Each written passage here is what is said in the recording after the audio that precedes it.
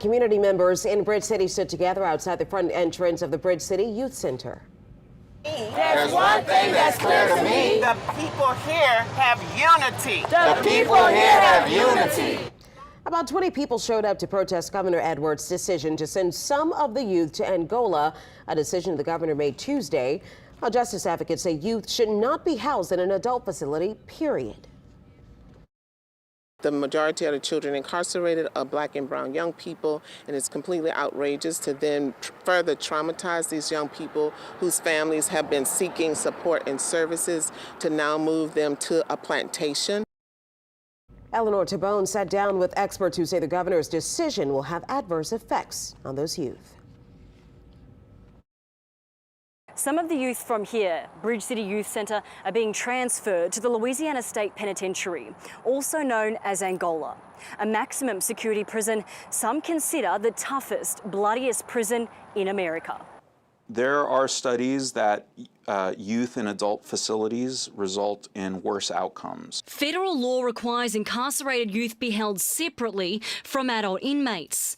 The governor said this law will be followed, but the question criminal justice advocates are asking is how it'll be done. We do not believe that it will be possible for the kids to be completely separated from the adults at Angola. Rachel Gassart from the Louisiana Center for Children's Rights fears the only way that's going to happen is by keeping kids in solitary. They can't see them, they can't hear them, and that is going to be very difficult in a prison that is entirely run by the people who are incarcerated there. They virtually can never leave the building that they're being held in. If we respond that quickly, I think we should also respond with building programs that will help them be successful once they return to their communities. Clinical assistant professor at Tulane University, Reggie Parquet, says if the governor can build a 12-foot fence around Bridge City, he can implement rehabilitative programs for the youth there and those held at Angola. They will be returned to a juvenile facility. They will be angrier.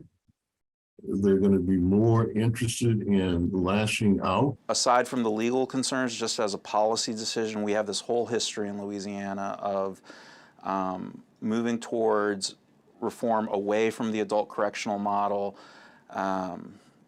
And this is a giant step backwards. Hector Linares, professor in youth justice at Loyola University, says youth with non-violent offences should be held in community-based settings. That would free up resources, that would free up personnel to give the attention to the higher needs youth.